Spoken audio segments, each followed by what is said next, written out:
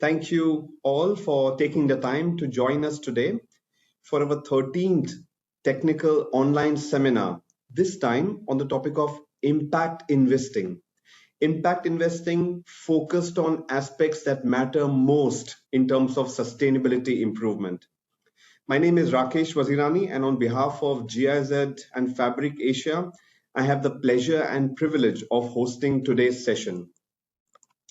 As we start off, let's at least reflect on who's joining us today in terms of the participants. We have participants from multiple countries. So salam, namaste, ni hao, come on. Thank you very much for taking the time. And we also have participants representing different stakeholders. We have, of course, the producers, the manufacturers, who would be interested to know how they can access this part of green finance or sustainable finance in terms of impact. We have some brands. We also have participants from associations and some participants from the ministry. So thank you all for being here. In terms of the speakers, we also have participants who will have information of the financial options which are available for all of you. Now, very interesting and important is this is a technical seminar for you. So one way to get your inputs is, of course, via the chat function. When something comes to your mind, when you have experienced something in terms of access to finance or access to knowledge or access to consultants, where you feel there's scope for improvement, please add it to the chat box. There will be a few possibilities for you to provide feedback via targeted questions and polls. Please provide those feedback to us, yeah? So let's look at who's going to join us today. We will have Ms. Jenny Fan. She's the Executive Director for Sustainable Finance for ANZ, based in Hong Kong. She's also Vice Chair of this transition work group. Over the past 15 years, she's worked on multiple complex financial transactions for corporates and other institutes. And her focus is on supporting organizations in their journey towards transition. Thank you, Jenny, for being here. Jenny, do you want to say a short hello and where you are today and how you are feeling today? Are you feeling happy, excited, curious what the participants have in store for you?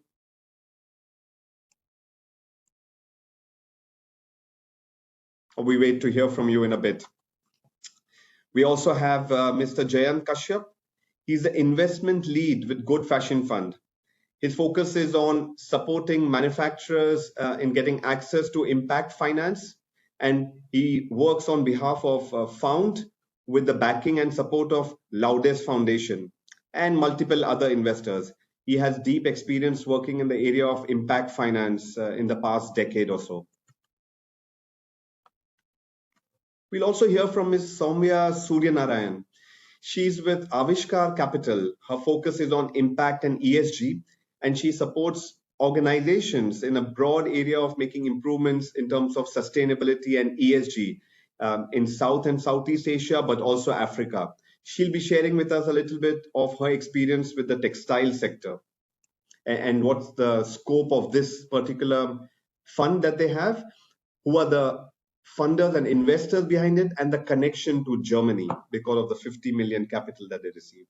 But we'll also hear from a producer from a factory who is hungry and thirsty for finance in order to make impact in terms of improvements to water use, energy use, chemical use, social and labor aspects in the factories. And there we'll have Mr. Rajiv Dubey, who's the CEO of Progress Apparel. He has multiple years of experience working in the textile sector. And since he joined Progress, one of his initiatives was getting access to impact finance to make improvements for their dyeing, washing, finishing aspects and the ETP that they have. So we'll hear from them. But let's talk about why are we here? Well, we are here so that our industry, the fashion industry, which makes us feel like this, every time we choose our favorite costume, whether it's for an occasion or when at home or going out, this is what it makes us feel. It makes us feel good. At the same time, this is the industry which is the source of employment for millions It has also been the industry which has been the starting point of economic development for several nations, and it continues to do so. Looking at Europe, looking at China, at India, at Bangladesh, and now at Ethiopia. But it is also the industry which has a very complex supply chain, or let's call it a supply web, which is what you see on the left. With that complexity comes, of course, different kind of challenges. Yeah. And it is also the same industry which is very, very global, with multiple stakeholders in different countries with different interests. These stakeholders range from, let's say, a large fashion brand and retailer who's interested in sourcing and getting the best products from different countries. It also includes local policymakers in the countries, trade associations, multi-stakeholder platforms, but also NGOs, also financial institutes, let's say. And to take a step further, here's some numbers for us. It is a formidable industry, a multi-trillion-dollar industry. It's also the one that uses a lot of energy. It uses a lot of water. It creates a lot of pollution when wastewater is discharged in an uncontrolled manner. And it is also the one that creates a lot of waste because perhaps products are not durable, or since they are so inexpensive that consumers keep on buying just because they want, not because of what they need. A lot of that ends up in landfill, that is wasted resource, that's additional pollution, and hence it's also the industry which is of the focus for policymakers and regulators. What you see on screen, for example, are the number of regulations, policies, standards today for the textile industry. A total of 16. 16 regulations are there to address those risks and aspects we looked at. These regulations range from corporate sustainable due diligence. So, for example, the manufacturing facilities should be operating in a manner which is socially and environmental conformant to the best standards, taking care of workers, taking care of environment. It's also a set of regulations concerning chemicals, eliminating of harmful chemicals. And with all of those policies, of course, the industry comes further and comes up with a set of goals. So these are the overarching goals for the industry: to meet net zero, to reduce freshwater use, to reduce the pollution or to eliminate the pollution, but also to invest further into circular economy related aspects. All of these goals link to the so-called planetary priorities for us. Reducing energy use will be better for reducing emissions, which is good for reducing greenhouse gas and hence mitigating further climate change. Reducing freshwater use, eliminating harmful chemicals in water will be good for making better quality and hence it's good for biodiversity and so on. And so on, the list goes on. Also to make sure no harmful chemicals are used so that people and workforce are not harmed. But all of that also means a lot of innovation, innovation in better chemicals, innovation in better machinery, innovation in better processes, so that resource efficient mechanisms can be in place. And with the high level objectives, then the brands have taken up action. What you see here is a list of some of these brands, with every column being a particular action, a goal, a target that they have set in place. So you see several or all of these brands have a sustainability policy. Most of them have explicit goals in terms of improving sustainability in their supply chain. Many of them have clear science-based targets on reducing emissions, scope 1, scope 2, scope 3, but also tying it into compensation for their executives. Here, for example, a set of these global brands and retailers, perhaps many of them are the ones that you often go and purchase a product from. Perhaps many of them are the ones for whom you provide materials or finished products. You see, they have targets in place for reducing emissions, and that can be possible in one way by having more resource efficient mechanism in production, by switching to renewable energy. All of that requires, of course, investments. Yeah. And how should that investment go in? Now there are proper frameworks in place. This one, for example, from Europe, the taxonomy. This has also been compared to the taxonomy in ASEAN, in Southeast Asia, the taxonomy in China, for example. On the right-hand side, you see a list of priorities for different sector, and number 7 is the textile sector, with priority on corporate social responsibility, on due diligence aspects, on circular economy aspects, on value chain aspects for social aspects, yeah, but also in terms of upgrading the skills of the workforce. So with all of that, there's clarity that there can be funding available as long as the industry is focused on this. And there is expectation to report in terms of how chemicals are being managed, to report based on how many percentage of the supply chain is already on the improvement pathway for environment, what percentage of the supply chain is taking care of the social, labor and welfare aspects. There is also now possibility to access sustainable trade finance. And if we go a step further now, here is what UNEP, the United Nations Environmental Programme, says or expects. It expects manufacturers to identify areas for improvement and innovation, which requires sometimes machinery. And it expects and requests from financial institutions to also fund these activities. So what about the technology? Well, technology is there. There is the Green Technology Selector. And here's an example how this denim mill selected machinery from the Green Technology Selector, invested about €500,000 with a payback period of 6.44 years, saved energy and hence costs, but also reduced emissions. And this report from Climate Policy Institute showcases the billions of dollars available out there, indicating how many are going to which aspect in water saving in terms of industry and so on. So with that, let's hear a little bit about what kind of financing is available out there, how it is being used, what's going on. So let's get some of your feedback first. Hani, our technical support team, can you please put up the 2 polls for the audience so that we can get some feedback? In terms of, as a producer who's joining us today on this meeting, what area do you plan to invest in? On living wages, perhaps on increasing the use of renewable energy, maybe switching to better or greener chemistry so that it requires less energy, less water, and hence reduce emissions and hence reduce hazardous waste. Perhaps investing in machinery which is more water and energy efficient, or improving the wastewater treatment technology, or perhaps improving the air quality, or maybe to start off, training for your staff. Hani, are our audience responding to the polls?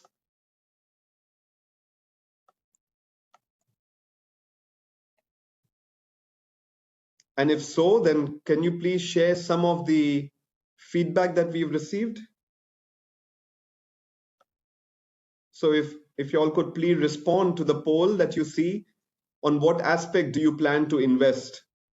Is it about wages? Is it about use of renewable energy? Is it about better chemistry, resource efficiency, wastewater quality? All of that information is also useful for investors.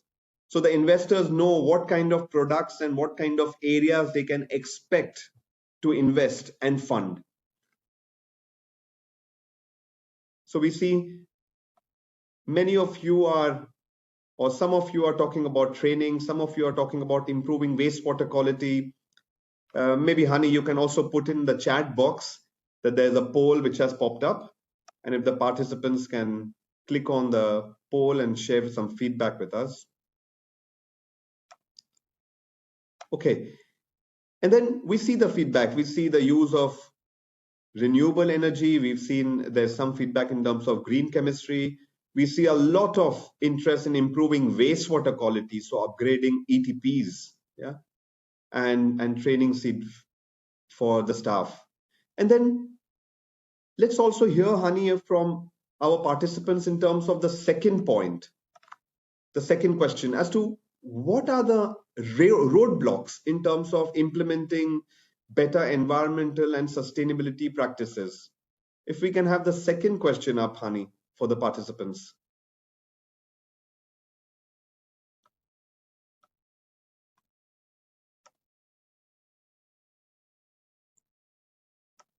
Hani, can we also have the second question come up now? Do the participants feel that there is a challenge because perhaps there are not enough local regulations? Yes, the questions will be shown in 2 seconds. Sorry for that.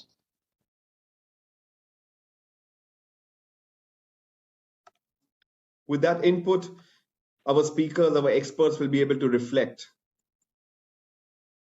So the second question where your feedback is very useful is whether you see a challenge being lack of supporting local regulations, whether you feel the challenge is lack of access to finance because perhaps a lot of this requires access to finance, whether you feel it is lack of access to technical experts and consultants, or you feel there's a challenge because when you invest, there's some extra cost, but your buyer is not ready to compensate you for the extra cost.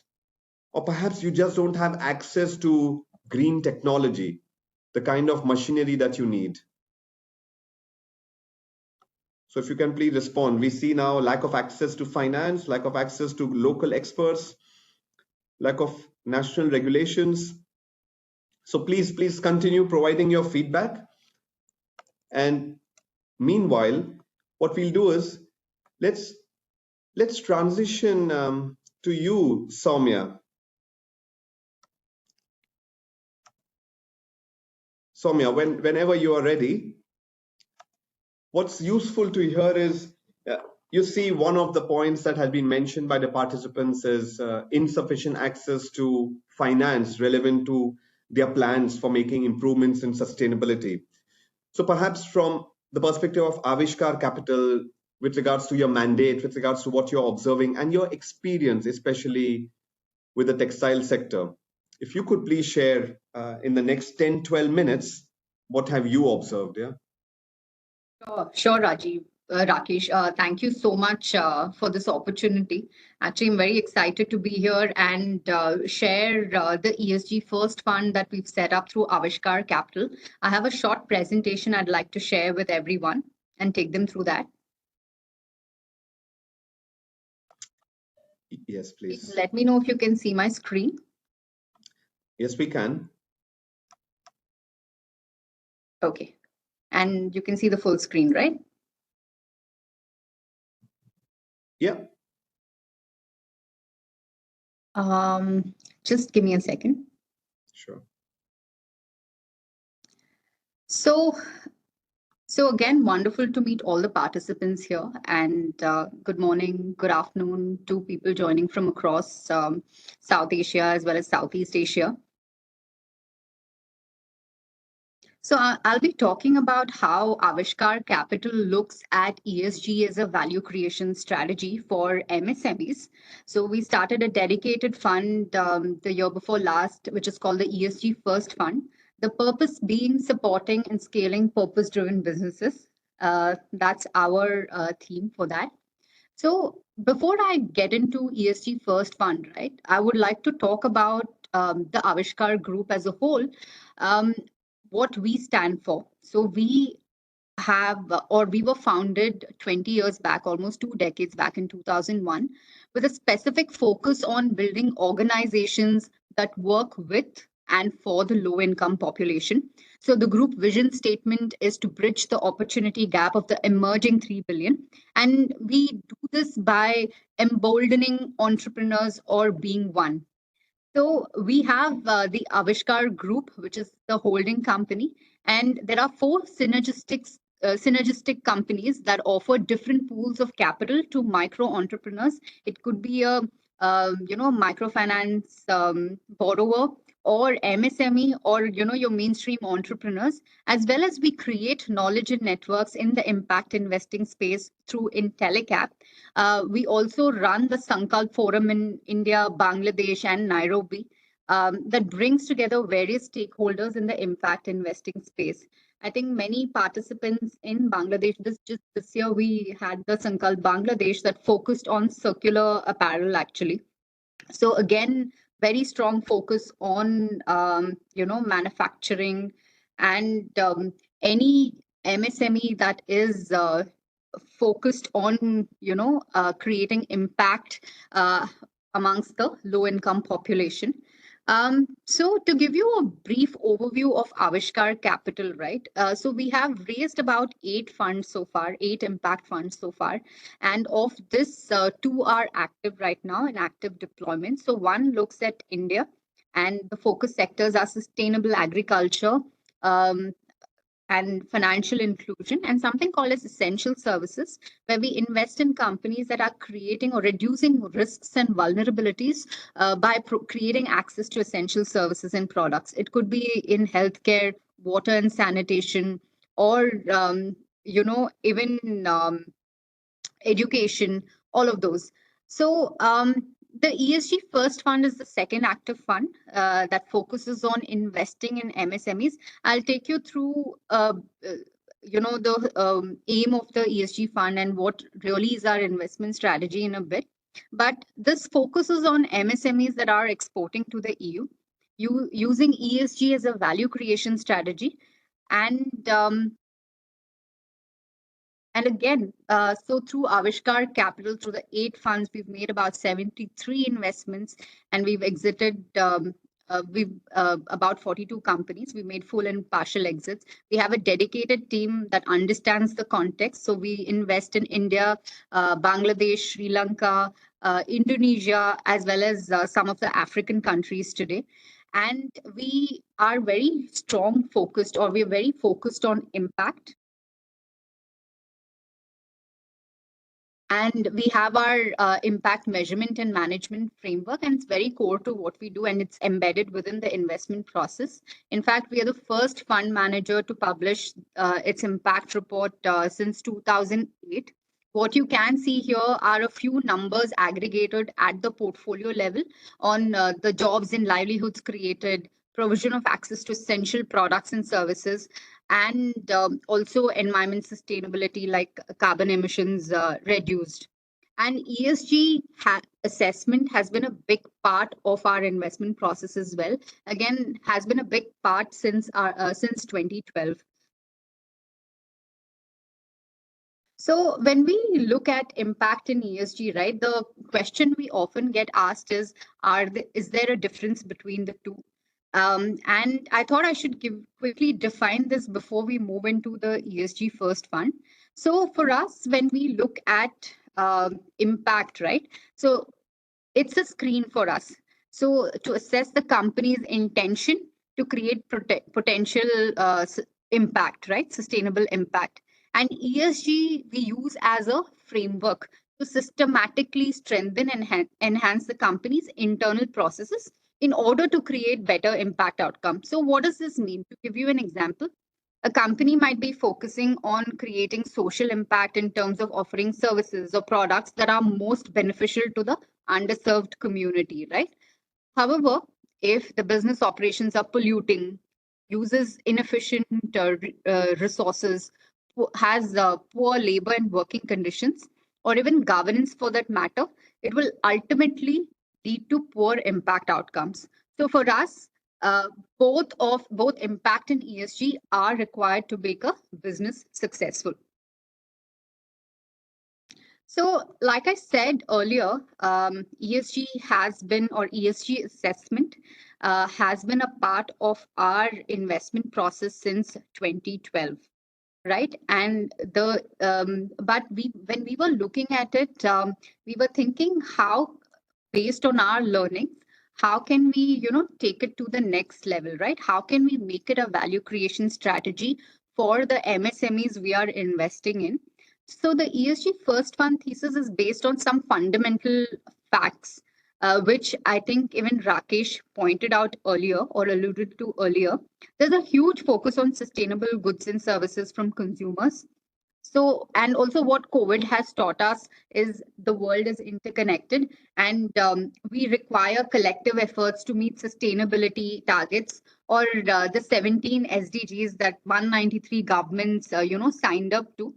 So there's increasing push also from regulators for large companies to conduct themselves responsibly, right? And extend this to their supply chains as well. And that's where MSMEs have a critical role to play.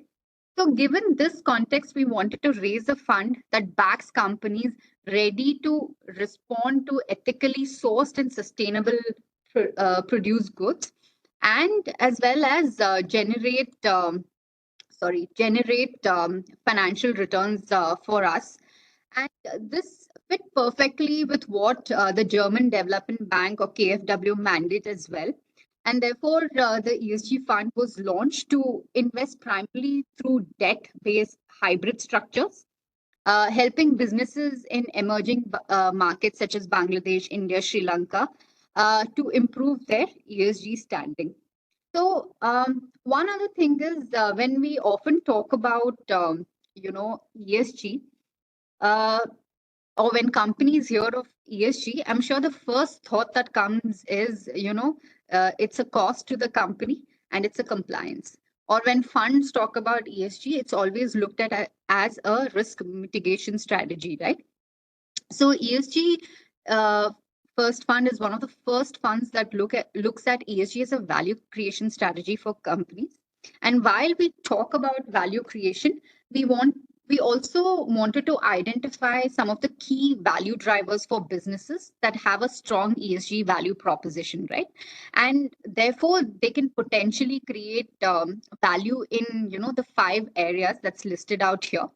So, by adopting ESG, businesses can attract a growing pool of socially and environmentally conscious customers and access probably new markets, thereby increasing the revenue of the company, right? And therefore impacting their top line.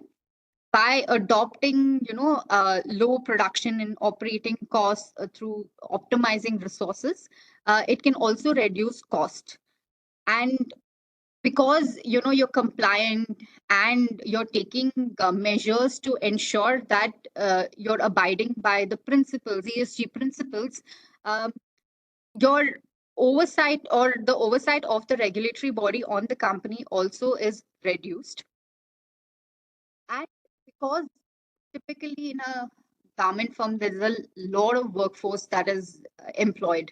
So, by enhancing the productivity of the workers, by instituting employee welfare centric programs, I think some of the audience members spoke about training, right? By taking action to increase diversity. So, this can potentially also impact the productivity uplift, therefore, increasing efficiency of the business, right? And also if businesses can have better and efficient use of technology, then again this can enhance investment returns because the business is allocating capital towards long-term sustainability measures. So this is where the investment and asset optimization comes in.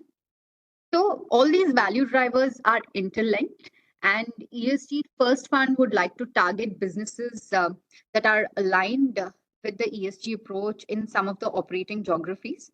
So the sectors we invest in is sustainable food, which means any business that's producing fresh or processed fruits and vegetables, meat and fish, and also can source, process, and export organic food or non-organic. Value addition businesses like ethical sourcing, sustainable manufacturing of refined oil, jam. So these are some of the businesses we invest in sustainable food. In responsible consumption, we primarily focus on textile businesses, say aggregating sustainable fabrics, garments from SMEs to manufacturing companies. It could be also related to fashion, so accessories, footwear companies using natural and renewable fibers or sustainable or circular manufacturing, and also personal care, which is cruelty-free products, natural products, skincare, home care, etc. And when we talk about sustainable supply chain solutions, we look at packaging solutions because it's a big focus right now. How can you make your packaging sustainable and also logistics, maybe climate smart cold chain, warehousing, all of those. So again here, while all of the above that I mentioned in the previous slide, ESG First Fund is important. ESG First Fund will invest in MSMEs that have a strong business fundamental, right? So that is very, very important. And ESG thesis as well. What we will offer is flexible capital to MSMEs without compromising on the risk priced capital. So while we do look at ESG, business also plays a very, very critical role. We should remember that we are not a soft capital provider, and therefore the businesses need to have the business model needs to be resilient. The management teams must be very, very strong, and also there should be a strong focus or intentionalities to make those ESG improvements. Those are the businesses we typically invest in. And quickly, these are the two investments we've made in India as well as in Africa. So here, INI Farms is a horticulture company focused on fruits, exporting pomegranates, bananas, as well as coconut to EU and the US. So what they had a very strong ESG thesis. So they had a very tight control over the supply chain. So they had traceability of its farmers through an app and QR codes, and there was also transparency over the supply chain, which helped them as well because they were able to get a premium of 30 to 100% over domestic market. Right. Again, this translate into their top line growth because they were able to implement this traceability. They also, of course, provide training to the farmers on good agri practices. So the company's ESG thesis was very, very strong. And similarly, Hella, which is an apparel manufacturer firm, they again are based in Mauritius, but operating in African countries like Kenya, Ethiopia, and Egypt.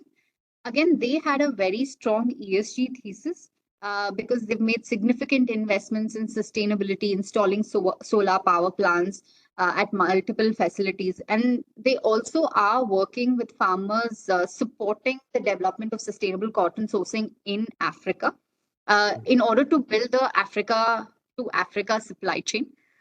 So, of course, the company also reported on the worldwide responsible accredited production, which is the RAP certification, which is necessary for all exporters to the EU and US as well.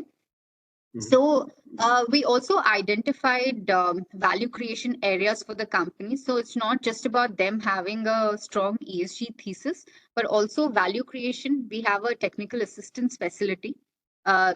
So it's not left to the company to make an investment and make those ESG improvements, but we also support the company through the technical assistance facilities. So if our belief is that if they are able to make these sustainable improvements, it will ultimately result in top line growth.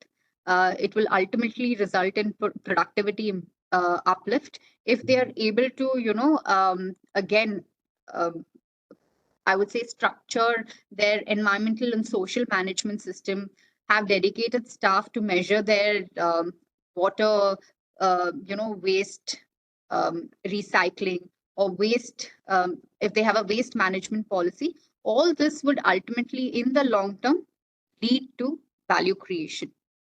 And with that, I would like to stop and hand it over to Rakesh. Thank you, Soumya.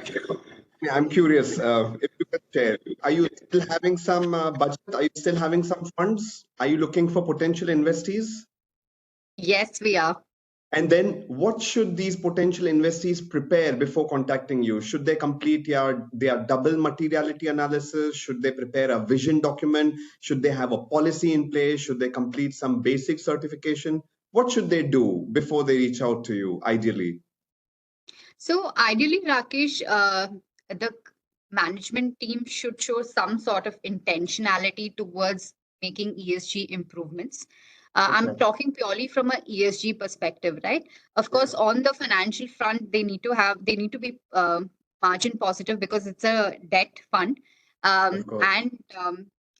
So basically, they should show intentionality. We can't start at ground zero. We can't work with organizations that have that don't measure their water, wastewater, that Right. don't recycle their wastewater, or they don't know if they have contracts with their, suppliers. Right. So we can't work with ground zero. They should have a basic level of ESG in Right. place so that we can Right. work with them to improve that further. Okay, got it. Then I have one follow-up point. You emphasize on technical support facility. As you know, GIZ on behalf of BMZ operates a lot of programs on technical capacity building where multiple producers participate. Many of them have joined today's call because they have some intention. Many of them have joined the GIZ capacity building program because they have that intention. Would you consider those facilities suitable to reach out to you and to start the dialogue? Of course, definitely. We'll see. All right. We are always open to partnerships. So, in Okay. fact, the Sankalp in Bangladesh, we did have a session with MSMEs there to see how we can, sort of build their understanding of ESG. And we Yeah. also brought in a lot of people. So, of course, we're happy. I'm just saying that we're open to collaborations, and we have Perfect. to see whether it fits into the Avishkar strategy as well. Perfect. Thank you, Soumya. Thank you for that high-level overview. For participants, if you have questions, specific questions, general questions, please add it to the chat box. Let's move on now and get a little more specific. And let's hear from Mr. Jayant Kashyap from Good Fashion Fund.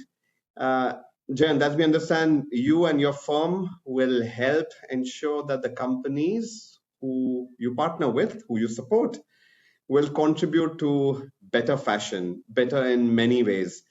So if you can take the multiple decades of experience you have and the multiple years of experience you have supporting companies via GFF and give us an insight in the next 10 to 12 minutes. And meanwhile, Hani, if we can have the next poll question up for the participants to respond as Jayant is starting. So Jayant, the challenging part, decades of experience, multiple years, many man-months of work with supporting companies in Bangladesh and India in 12 minutes. Let's open up the window for us. Over to you. No, thanks, and thanks once again for inviting us, the Good Fashion Fund, to participate here. I think nice to be alongside the panel as well. So I think you did a great job just in terms of setting the context. I think some really interesting figures, facts, and some general initiatives that are going around. But yeah, my name is Jayant Kashyap Balasubramanian. I'm the investment leader of the Good Fashion Fund. I think quite a few aspects to kind of cover, but probably like my fellow panelist Soumya, I do have slides, but I'll try to be as brief and to the point as possible. So if you can just indulge me for a second, just bring it up.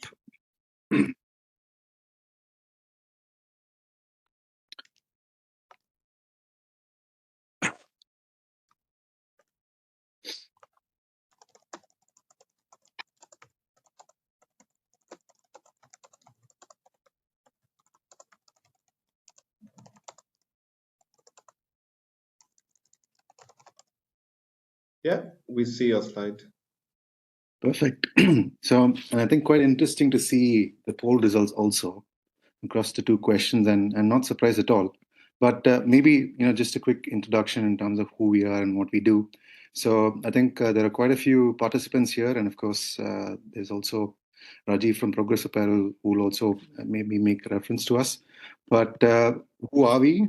We are, as far as we know, the only impact fund globally focused on investing directly in textile and apparel manufacturers.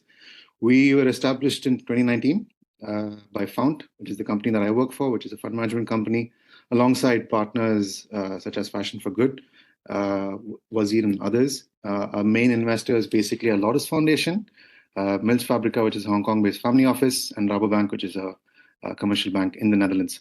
Essentially, what we provide is long-term USD debt in the range of $1 million to $2.5 million to textile and apparel manufacturers. Doesn't matter if you're tier 1, 2, or 3. I think we're willing to support across the board. over a 5-year kind of tenure with a specific focus on investing in highly impactful and disruptive production technologies. I think that's why we exist, and we're a demonstration fund. I will skip this part because I think Rakesh, you already got into some really huge numbers and stats in terms of the industry, but more of a emotional kind of approach, and I think this is probably not an uncommon sight to the folks part of the webinar here. Of course, this is when you look at fashion, do feel and look good, but I think the reality is quite different. But not to say that manufacturers and suppliers such as yourselves, you are making concerted efforts in driving that change. So you are, I would say, the most important aspect of the entire discussion here. Besides the investors that are on this side of the panel. But I think what we specifically see, and I think the reason why GFF exists, is that what we notice is that if you take a look at the textile and apparel value chain, there's a lot of it's quite process intensive, and we see that in terms of, let's say, in terms of chemicals or effluents or waste or energy inefficiencies really happening in the wet processing stage, and that's typically where we kind of operate in terms of focus on impact. But maybe to clarify in terms of where we are within this ecosystem, when the fund was launched 4 years ago, the idea was we wanted to be a connector between the suppliers, between the technology providers. These are basically your equipment manufacturers, being spinning, weaving, knitting, dyeing, washing, all kinds of technologies. And then most importantly, also bring in the brand as part of the conversation. Admittedly, it is a difficult conversation to have because offtake agreements, for the most part, everyone on this call, quite difficult to kind of procure. But we're definitely trying to include them in the conversation so that we have the holy trifecta along with the funding from GFF to support these manufacturers. But I think as we kind of go along, and I think I just touched upon this quite briefly in terms of what we finance in terms of different areas. I think there's a very specific focus here as an impact fund. We do see a lot of let's say potential savings through these kind of processes. We speak to several manufacturers who are already investing in technologies in each of these areas. We're quite focused on the textile recycling space, which is an entirely different conversation altogether. So I guess the point is there is immense opportunity. We do see a lot of appetite from manufacturers and maybe from brands to kind of invest in the sustainability of the supply chain. And we're here to essentially support them in that journey. But then again, I think there are challenges, or at least there are some perceived challenges within the sustainability kind of discussion. One is obviously there's this thought that investing sustainable is not profitable. I think through the fund, we're trying to build the business case that manufacturers and suppliers are as profitable as any other SME or MSME. With the right support and incentives, they can definitely do better. So it's just about finding the right value proposition and the angle to change that perception. The second point is in terms of investing in sustainability requires access to longer term capital. This is something that we do agree with. Initially, when we launched the fund, we were essentially offering 10 years of up to 7 years. Now that's come down to 5 years because of the structure of our own fund, which we still think is kind of decent. But going forward, you'd probably see need for more patient and smart capital to especially want to invest within sustainable technologies or process changes or general systems level change within the organization. But I do want to add one more point here. A common misconception is that suppliers don't have access to finance. That's not entirely true. They do have access to, let's say, local capital. It's just that smart capital is what is the need of the hour. But the general requirement in the sector as a whole is cooperation between all stakeholders. This is the implementers, this is the technical advisors, this is investors like us, suppliers and manufacturers that are on this call. You need brands, you need regulators. Everyone has to come together to actually drive the change, and hopefully, that's where we're kind of getting to. But talking quickly in terms of what we invest in, we typically look at state of the art and disruptive. There is a difference. Disruptive typically refers to technologies that are probably not widely installed, high risk, but could give you just in terms of disproportionate savings in terms of water, energy, or chemicals. Eligibility in terms of financing, there's a common question that we get. Of course, we're not a bank, we're an impact fund. So we do look at your typical kind of financial parameters. But the expectation also is that any factory or supplier that we speak to, we would hope that they are at least HIG facility environment module self-assessed, and then we would obviously come and do the verification from our end. But the starting point is an investment plan. What is your larger vision? Like, where are you looking to go in, like, say, 5 years? What does this outlay of, let's say, 10 million or 20 million do for you as an organization? Does it push the boundaries in terms of moving towards more sustainable production, better working conditions for your workers? So what is the direction that you want to take? And that's really the starting point for our discussion with suppliers on a one-to-one basis. But I think in terms of why essentially manufacturers choose to speak to us or work with us or even partner with us is ultimately as a fund, we're supported by like-minded investors, people who have been working in the textile and garment space for many, many decades. So they understand the pains that are there, as do we. But the idea really is we want to showcase front runners in sustainability. A common kind of complaint that we get from a lot of suppliers that we speak to is we do so much in sustainability, but no one cares, or no one seems to be giving us the attention that we deserve. So we hope to be a platform where we potentially showcase companies like that, and also access to, in terms of the experts that we have, both in terms of ENS improvements, other technical support or capacity building that may be required. And generally, because we're a new European fund, we do have, this part of the world closely watching the kind of investments that we do. And we do want to showcase the global south as much as possible to this side of the world as well. And ultimately, if you think about the fund itself, what we're trying to do is demonstrate impact at two levels. One is obviously at the manufacturer level, is in terms of the transaction.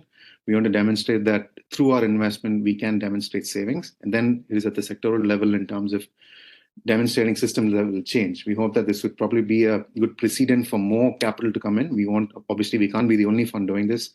We want the Avishkars and the ANZs, all of them to pool their own resources towards the supply chain and make the transformation possible in as short a time as we can. Which brings to the point that I want to share from the GFF in terms of how we essentially look at impact.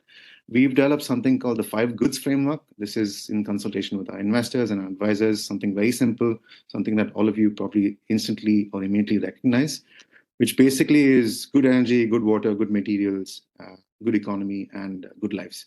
So the 3 boxes on the left, those pertain to the environmental aspects. What we are essentially saying is, every dollar of investment, or if the total investment that we give or make into the supplier, it should lead to at least 50% reduction in terms of consumption across energy, water, or materials, at least one of those 3.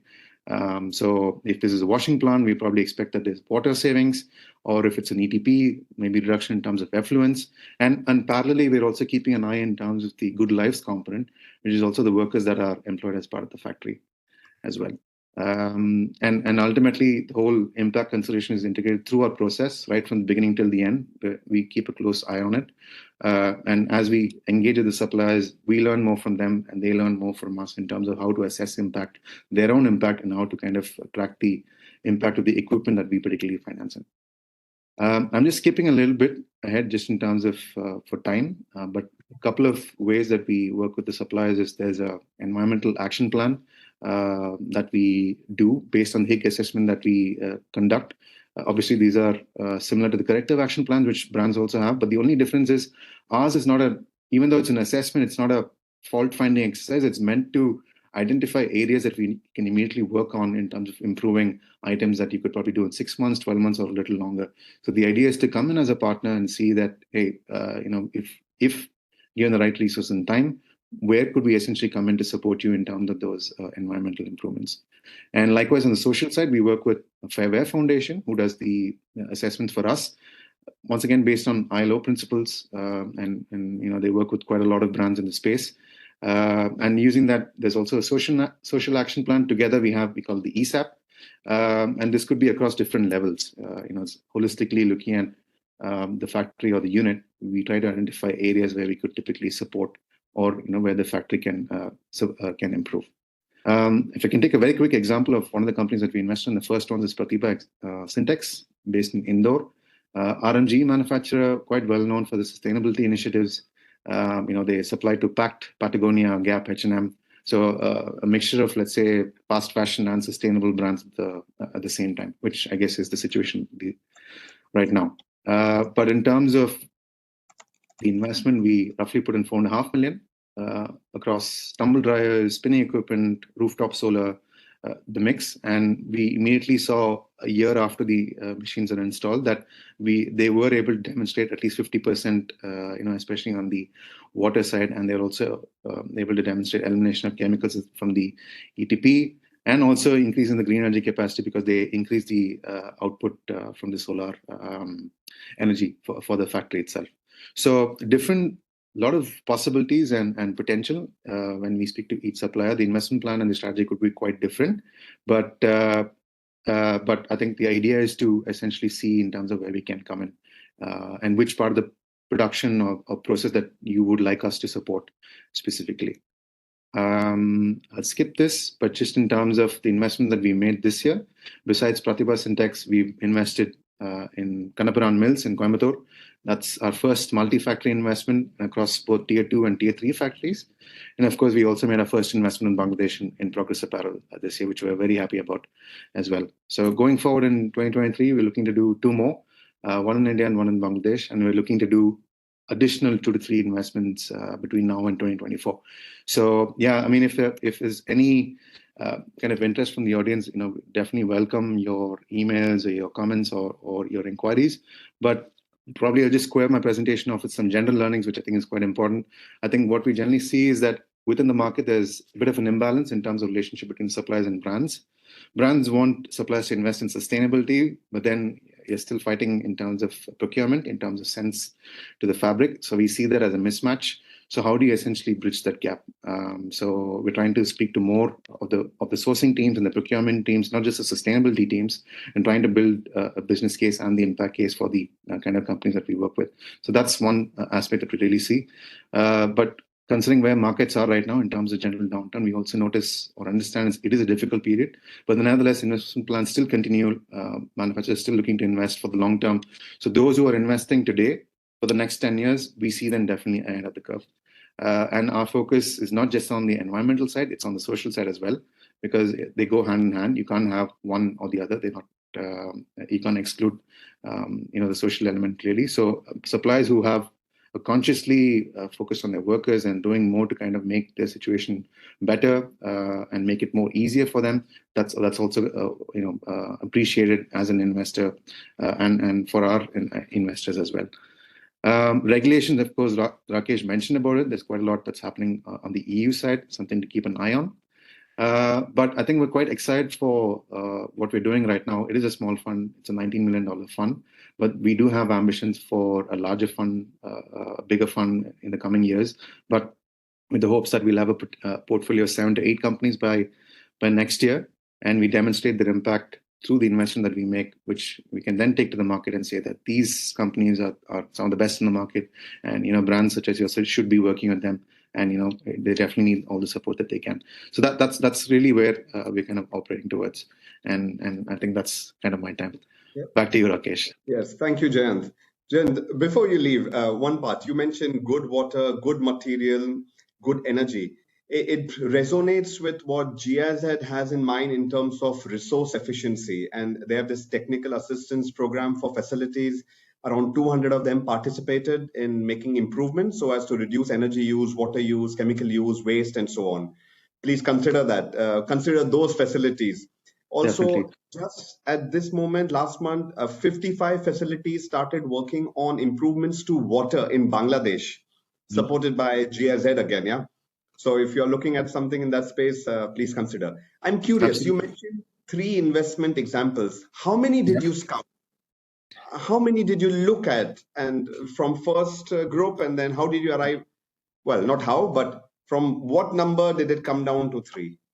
No, it's an interesting question. I think I can say that unlike a venture capital fund, which looks at, let's say, 500 or 1,000 companies every year, ours was a bit more targeted. We probably looked at maybe 100, or we still continue to look at supply lists. Of course, you have Open Supply Hub, where the data is also becoming quite transparent.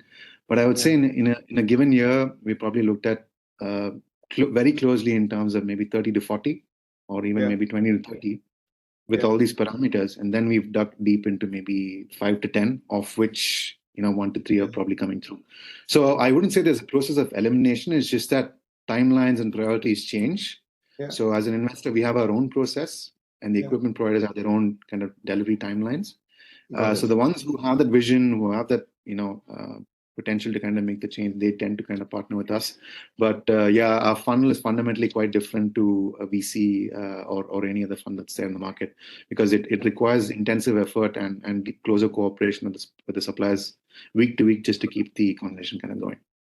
Got it. You mentioned that facilities or potential investees need to come with you and tell you what is their vision, what is their plan, what will that fund or investment do for their overall goals. Yeah.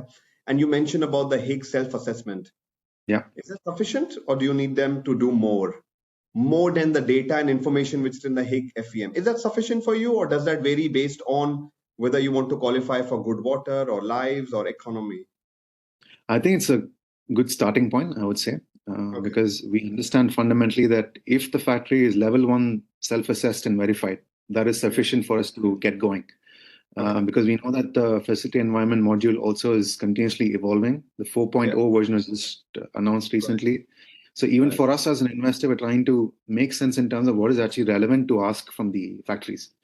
I can give you like a very quick example.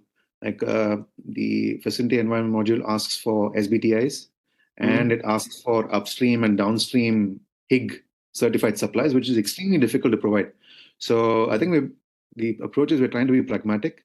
If the factory is able to report on the data that they have in terms of the environmental footprint, that is sufficient. Besides that, of course, there are 100 other certifications they go through anyway. But for us, it's a conversation starter to know in terms of where the factory stands, in terms of emissions, in terms of production, in terms of the processes, how they distinguish between all of that. And based on that, looking at the investment plan, we can make some connections and then look at the company as a whole. That's really how we kind of get it. Okay. Thank you, Jayant. All the best for ATEXCon. Thank you for taking the time. Let's move on further then. Hani, if we can have the next question. And now that we've heard from an ESG fund and we've heard from an impact-focused fund, let's hear from the banks, the big banks. They are part of several large initiatives in financing this transition. Let's hear from Jenny. Jenny, you are with ANZ. You have a big mandate, of course, for North Asia. You are also part of the Green Finance Association in Hong Kong. If you can start off and give us an idea on what are the possible options. I think our participants will be responding to the next poll, which is about which green finance product they have utilized. So, Hani, when possible, please enable that poll. But meanwhile, if you can share with us, and before you start, Jenny, based on what you've seen in terms of the need for green finance and the availability of green finance and the development, do you see the glass half full or half empty?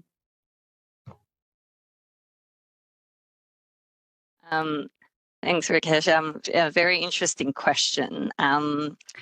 I think maybe I'll quote the EN, right? So the EN has stated that to achieve net zero by 2050, we'll need 125 trillion of funding and investment to achieve that. So if you consider that huge number, that's the investment gap as well as the funding gap in the industry. So then I guess your question about glass half full or half empty would be more relating to whether you think we will achieve that net zero by 2050. So then that will be a bigger mystery than, a question that I could probably answer. It's very exciting to see the poll opening.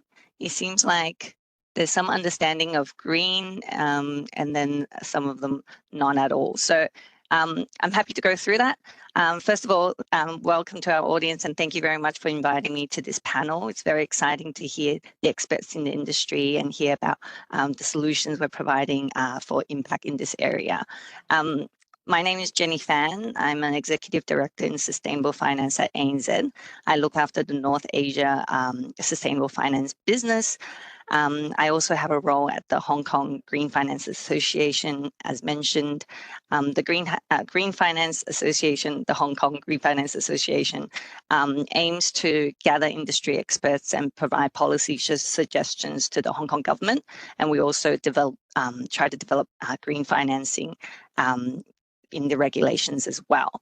So my role in that is that I'm the co-lead in the banking sector working group, and I help to lead policies and discussions for transitioning the finance for our banking working groups.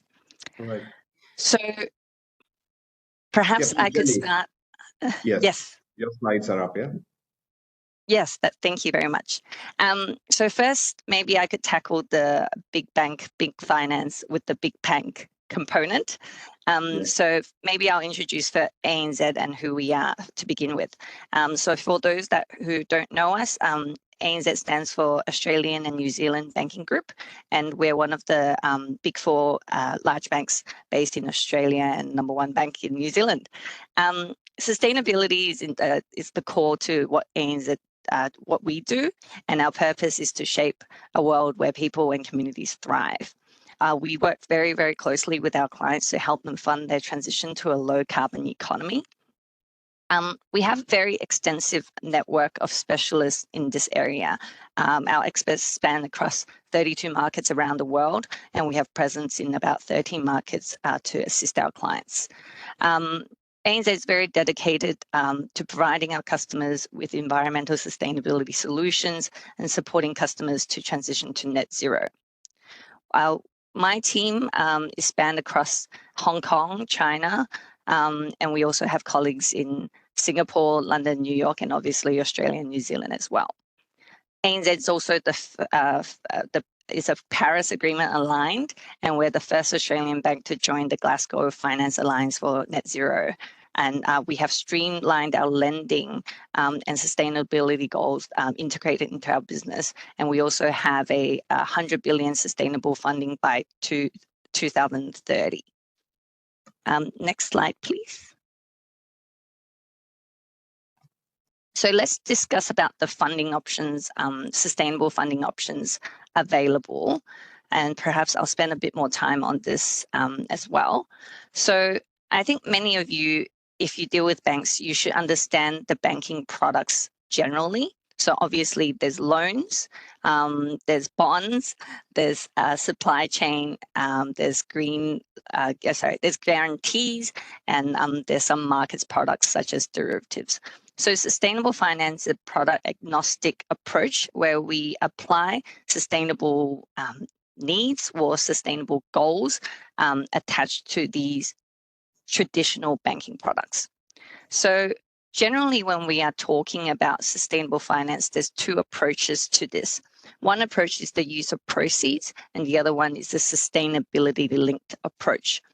So the use of proceeds approach, which people might understand a bit more, which is your proceeds are tied to a financing for eligible green or social asset. So for example, if you invest in solar energy or wind energy for something that's easier to understand, that will easily classify as green. Sustainability linked approach is more of a new concept. It's only been trial and tested in the market for the last few years. The way it was developed was because a lot of people found the green or the asset-based financing was too restrictive because the financing was tied to a certain asset. And if I ran out of assets, I can't tap into more financing. So the sustainability linked financing, it's more of a general corporate purpose approach, and your margin or your loan is linked to a preset KPIs and sustainability performance targets, where we measure depends on a loan or a bond, but for a loan usually on an annual basis, and for bonds maybe at a more longer basis. So why have we seen? So actually, I didn't provide a slide on this, but sustainable finance has actually grown rapidly around the world. Back 5 or 6 years ago, I remember I was still sitting at my desk and writing, will the global sustainable finance market reach green trillion? And now, as of mid-year 2023, the global sustainable finance market to date has reached about 6.8 trillion. So we've really seen this market, 5x within a very short amount of time. So why would we consider sustainable financing? One, it's diversifying your investors and lender base. As I mentioned, ANZ has a sustainable finance target, and many banks have done so as well as investors. So having a sustainable finance demand targets those kind of banks and investors. Two, it's a similar process to a traditional product. So as I mentioned, a lot of the banking products now just have an overlay of sustainable finance. So it's a bit easier to understand if we just relate it to a traditional financing. Three is the potential pricing benefit. So for the sustainability linked product, for example, you may have a step down if you outperform your KPIs, and also there might be a penalty on the other side. And also in the bond market, there's much discussed about the greenium that's provided on these type of financing as well. And lastly, and most importantly, sustainable financing, a successful sustainable financing demonstrates a company's sustainability commitment, and demonstrates their credibility and credentials and commitment to sustainability to their investors, financiers, and investors alike. So perhaps we can also think about, since we're talking about supply chain sustainability, there's a few ways, there's another way, maybe I could go into a bit more about the sustainable supply chain factor of how this could be done as well. So in supply chain financing, we obviously provide earlier payments to suppliers based on the buyer's risk. So what you are able to do in a sustainable supply chain financing is basically we take into the supplier's sustainability performance into consideration, and it helps with the service the client's needs in ensuring sustainable sourcing as well. Could we go to the next slide, please? So talking about sustainable sourcing and obviously optimizing and reducing impact on climate and nature, we've seen, sorry, the slide before this one. It's a bit small on my screen, so apologies. So we're obviously seeing some leading brands collaborate with their suppliers to achieve sustainability goals. A lot of these, obviously the ones I've put on this slide is large brands that have a very ambitious and has set supply chain targets. And not only that, they are quite well known for this supply chain financing and the supply chain programs that they provide for their suppliers as well. I won't go through it in detail, but maybe just to get a general idea of what some of the KPIs or some of the supply chain, sustainable supply chain we're looking at. So as Jayeth mentioned earlier, in terms of good energy, good material, so on and so forth, it's very, very much linked. So we're looking at, good material. We're looking at GHG emission reductions. We're looking at water reduction in water, diversion of waste, circular economy, less, certified screen chemistry for, Levi's, for example, and also eliminate single-use plastics in the packaging process as well. And obviously, we also see Higgs scores, I mentioned a lot of these are big corporate brand names as well. Next slide, please. I want to take you through a case study of a financing we recently did. I'm not allowed to disclose the name due to confidentiality, but basically it's a garment manufacturer sustainability linked loan that we recently financed. The garment manufacturer owns factories in China, Indonesia, and Bangladesh, and they completed a sustainability linked loan based on basically tied to three KPIs. One is the greenhouse gas emission reduction, and this is linked to their Scope 1 and Scope 2 emissions. I think scope 1, scope 2 should be easily understood, but if you want, I could go through a little bit, which is like scope 1 emissions, basically what they manufacture and the energy they use for that. And the scope 2 is basically the purchase electricity that they purchase. They plan to set a scope 3 emission, which will be a science-based target. The second KPI was the Higgs index, which I think was also broadly explained by the previous speaker as well.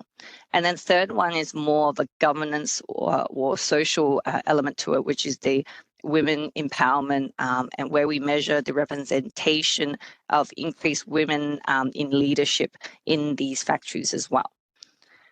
So those were the 3 KPIs that we saw for the sustainability linked loan facility, which we were quite happy about. One of the questions we did ask was in relation to why didn't you select sustainable material as one of your KPIs, for example. And the reason for that is because sustainability material for the manufacturer really depends on the brand name that they provide, they're manufacturing for. So they couldn't have a direct control against that. So that's why they've chosen these KPIs, which are more in their control to achieve this financing. Sorry, it's a bit loud on my end, perhaps. I'll take any questions or back to you. Yes, Rakesh. thank you. Thank you very much, Jenny. I think one question is we've heard from you as ANZ, but you also mentioned about your role with the Hong Kong Green Finance Association, where you have many other peers. Do you feel also other major banks are moving in that direction? Are they also looking at the global south, at South Asia, at Southeast Asia to support companies through the transition? Very much so. I think, you know, so I'm based in Hong Kong, and which we try to label ourselves as a green hub. And then obviously in Singapore, which supports our Southeast clients, also a competing green hub. It's hard to say who's winning the race. But the mandate for green financing is increasing. We see these sustainable finance roles and teams ever growing. And so we always want to provide our customers with more net zero type of transition financing as well. Got it. Thank you very much, Jenny, then. Now, having heard about the different possibilities to get access to finance, which can help a producer, a factory, a manufacturer make improvements in different aspects of sustainability, let's hear from one example, one case study, one representation. In this case, Mr. Rajiv. Are you back? Mr. Rajiv Dubey from Progress Apparel. Or Mr. Abu Syed Nazim. So what we want to see is an example of how they accessed impact finance, how they were able to successfully get access from finance from Good Fashion Fund, what has their experience been so far, and what is their recommendation to all the other producers who are there participating today. So Mr. Rajiv Dubey had an urgent board meeting and he had taken a short break. I'm not sure if he's back. If not, what I will do is I will start sharing my screen and start sharing the document and presentation we received.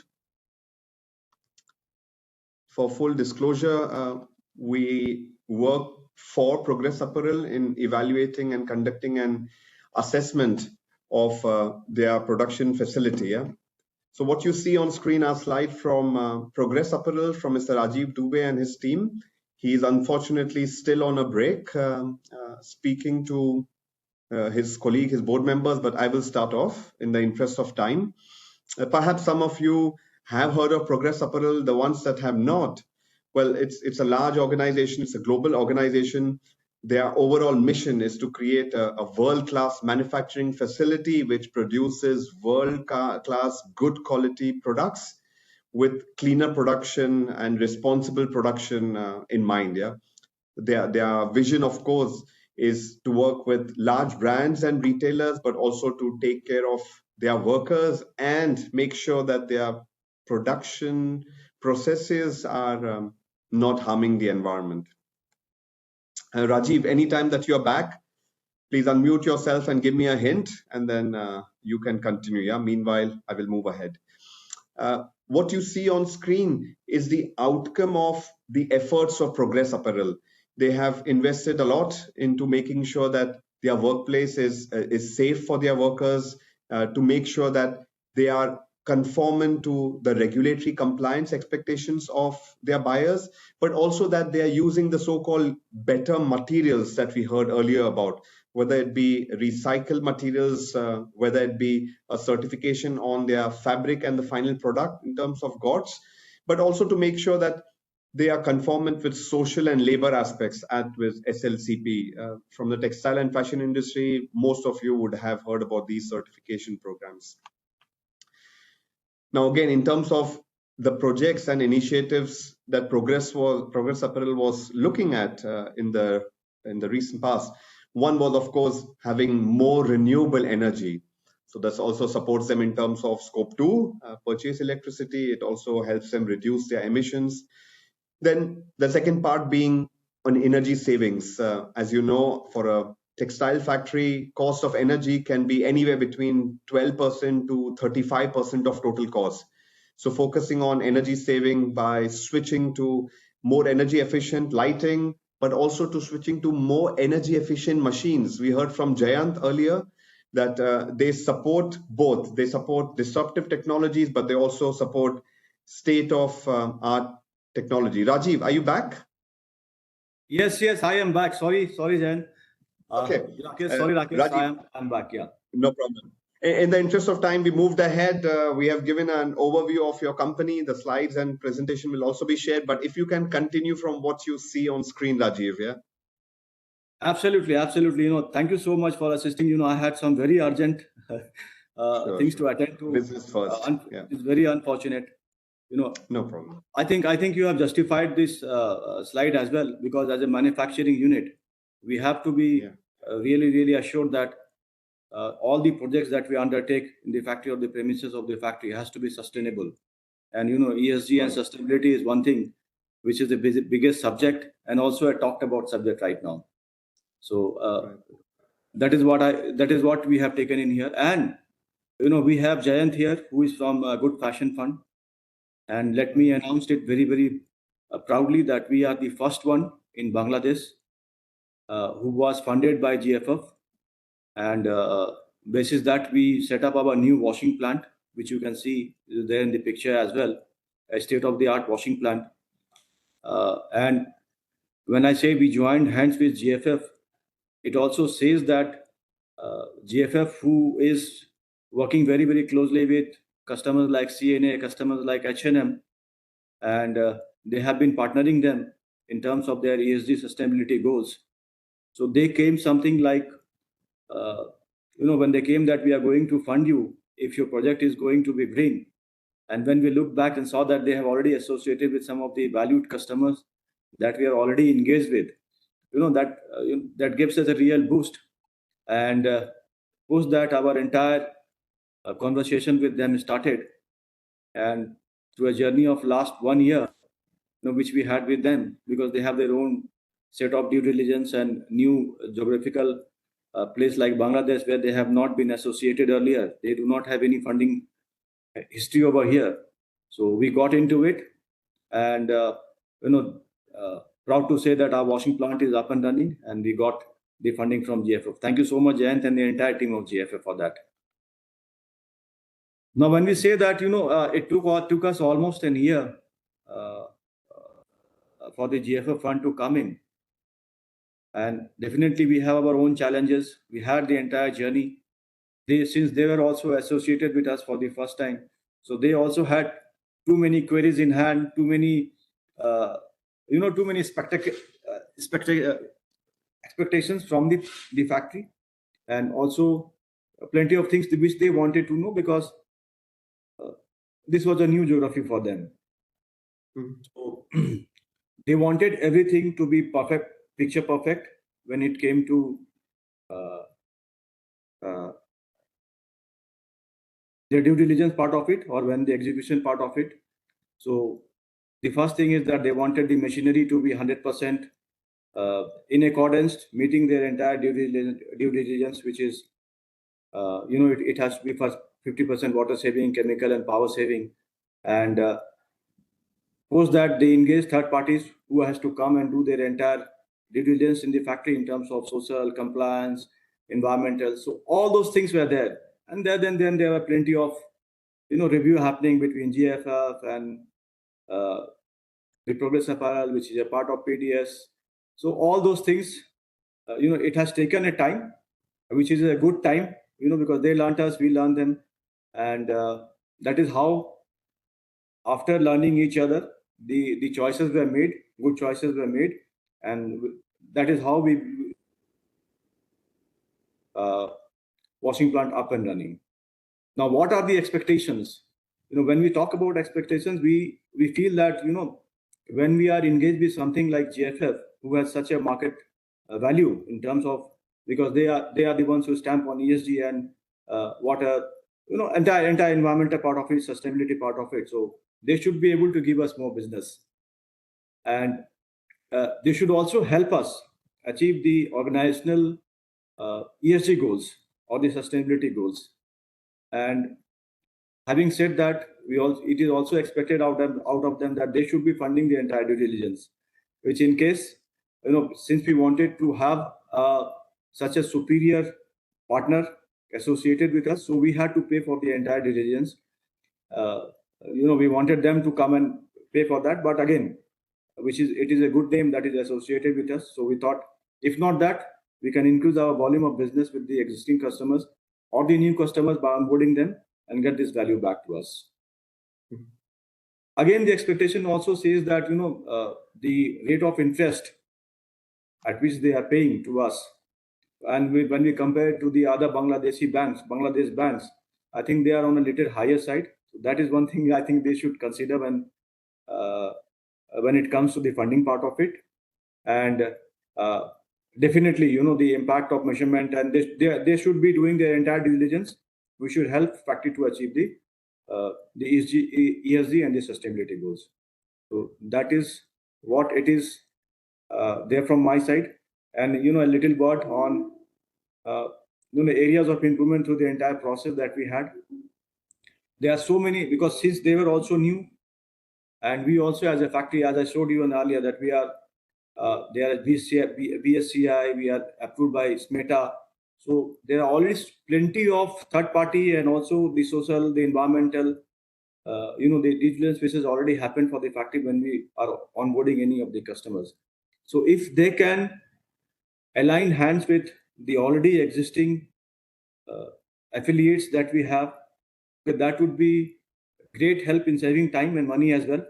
Okay, so the process which took a year can definitely go down in terms of 2 to 3 months, in getting the funds getting realized and factory not having to go through the same process again and again. So that is the only thing which I felt that I should be telling in. I think with that I end my slide. I think this is the last slide that I have. Thank you so much for this. Thank you very much, Rajiv, for sharing your experience, and for also sharing with the other participant manufacturers on here so they can learn, and also for being open and candid about your feedback. I think what's useful then. And one last thing I would like to add, I would recommend that the factories who are there in this web call, I think this is a great platform. If you want to get associated and you want to achieve your ESG goals, and if you have somebody like GFF at your hand, you can be very proud in telling that, all my sustainability goals, they are the partners, and they will help achieve the sustainability goals as a factory, as a vendor, as a manufacturer. So on a personal note, I would tell, if you have any requirement of such loans, such plans, please go ahead and be with them. Okay. Thank you, Rajiv. Hani, if you can put up the Menti so that we can, now that our participants have heard 2 things, Number 1, if they can share feedback. Number 2, very importantly, if they can respond to the link, the QR code perhaps, which is on screen, but also the link that you will be pasting, so that we can hear what comes to their mind. What's the 1 or 2 or 3 words that come to their mind? If you can click on that link and share, what is your mind telling you in terms of what you have heard so far? And what are your recommendations? If you can please reply to click on the link and share your feedback. And meanwhile, I want to go through some of the questions that came in. The first one for you, Jayant. There's a question with regards to the assets under management for GFF or your total fund side. I think one of your slides had a figure, $19 million or so. Yeah, that's roughly the assets that we have. We're probably halfway there, and remaining to be deployed in the next year or so. But like I said, we're a smaller fund. But I just want to acknowledge Raji's slides. I think it is really hitting the nail in terms of the points that as suppliers they should really know, because I think as much as investors like us do the DD on suppliers, I think they should equally do that on any investor, because the process is time consuming, involves a lot of resources. But ultimately, what we hoped to do out of this partnership is exactly this. Someone like Rajiv to actually share his experiences in terms of what it takes to receive international funding. I just want to quickly acknowledge that. Got it. And there's one more question for you, Jayant. If you plan to invest in other industry other than ready-made garment?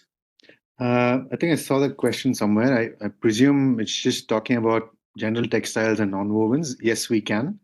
Right now, we're not looking at maybe leather, for instance. So I think predominantly restricted to textile and garments, but woven or non-wovens, I think it doesn't matter, as long as it has that direct connect to brands and the larger textile and apparel value chain. Okay, got it. And Soumya, there was a question for you. I see you have responded. There was a question whether you are also looking at investing and supporting facilities in Bangladesh. You mentioned Sankalp earlier, but I see your feedback that yes, indeed, you are also keen on supporting factories in Bangladesh. Then Jenny, there's one for you.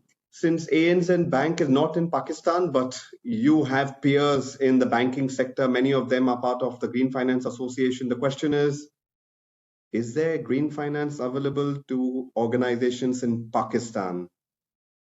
And what kind of risk rating are the banks looking at before deciding which country to go into? Yeah, that's a very interesting question. So on the slide that I used as a case study just now, the manufacturer that has manufacturing facilities in Bangladesh sits in Hong Kong, for example. But however, that doesn't mean that there was no financing done to Bangladesh in that way.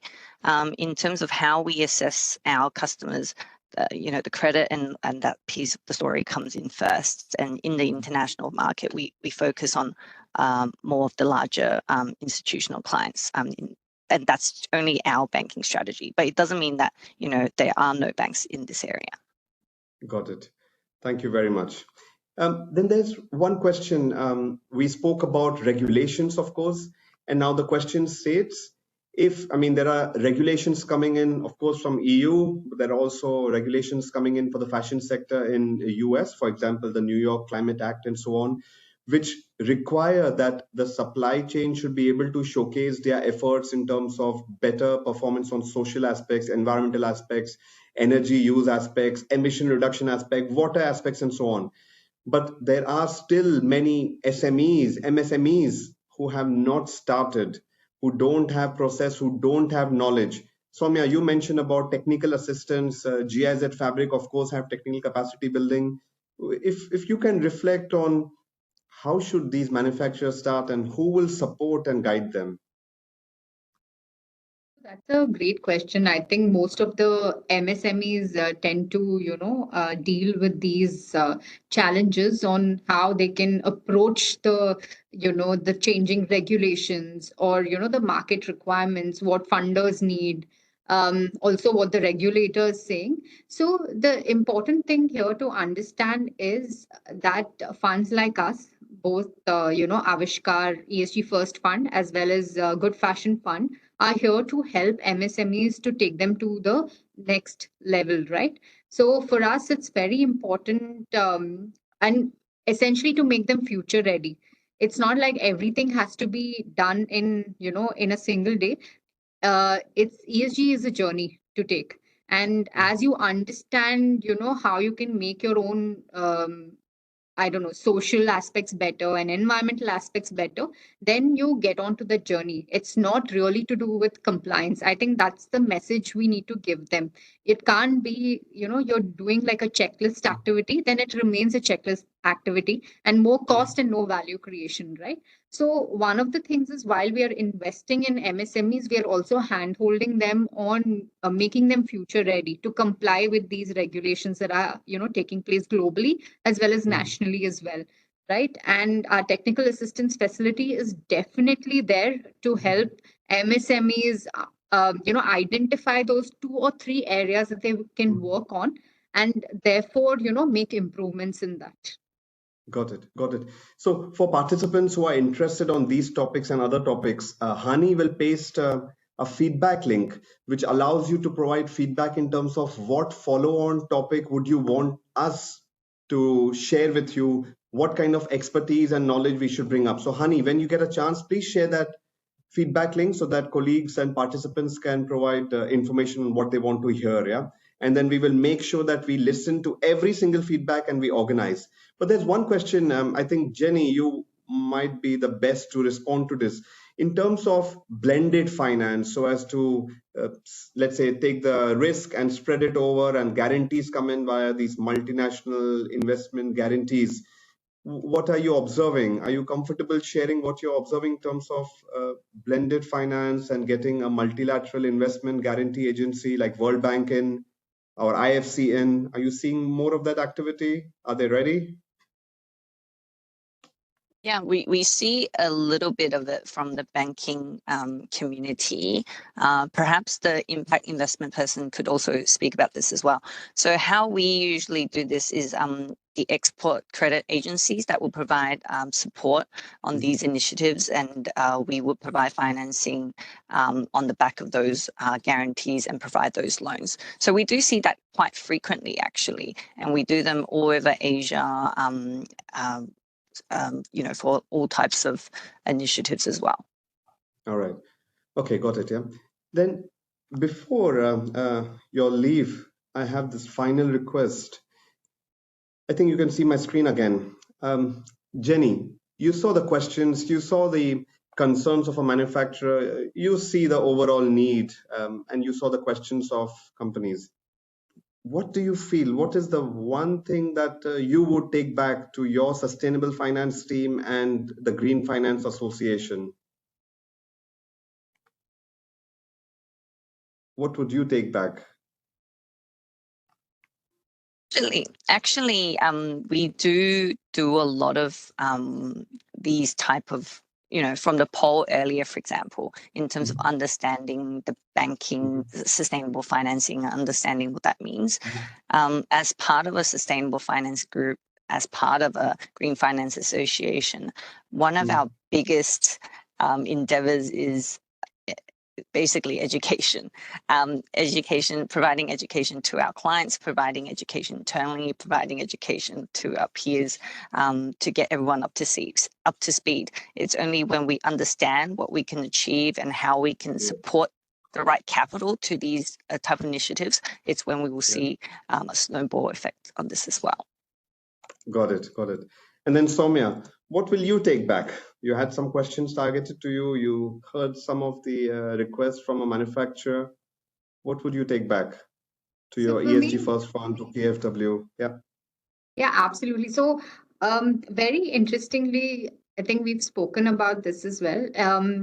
So like I said earlier, ESG is a journey for us.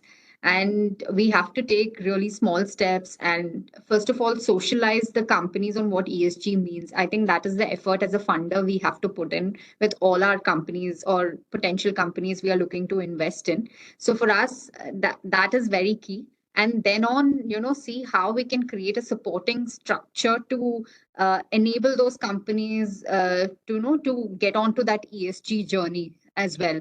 So for me, it's very important, to socialize ESG because understanding varies. There are a lot of frameworks that are there, so it can be confusing for the companies. So work with them on that, and definitely the sector funders, MSMEs, all of them require capacity building in terms of ESG. Our understanding needs to evolve. Got it. Thank you. Jayant, you will be addressing an even bigger forum today and tomorrow, let's say, on the same topic or on this aspect. You've heard from manufacturers and others. What will you take back? What will you add to what you already had in mind? And one sticky note is not enough. Let me say that.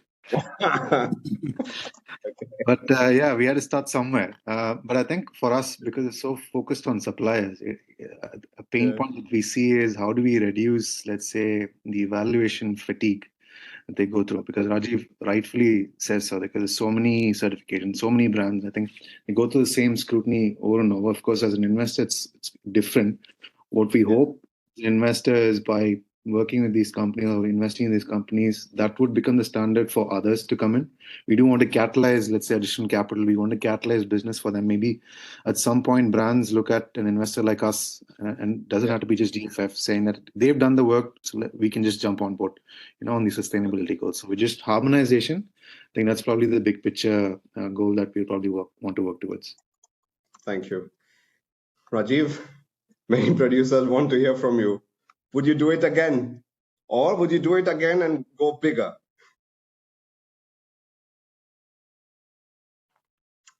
Rajiv, are you there with us? Do you want to share a perspective? What do you take away? Will you do it again? Will you go bigger? Okay, I think we'll leave Rajiv's comments for later. I think he'll be happy to share with all of you. Please provide feedback via the link again. I realize we went 6 minutes over time. I apologize. One of the reasons was I was not able to keep time. The second one was the topic is so intense and interesting, and we were so passionate to share with all of you. Thank you. We understand all of you have many other things to do. Thank you for taking the time to join us. Thank you for your questions. Thank you for your inputs and comments.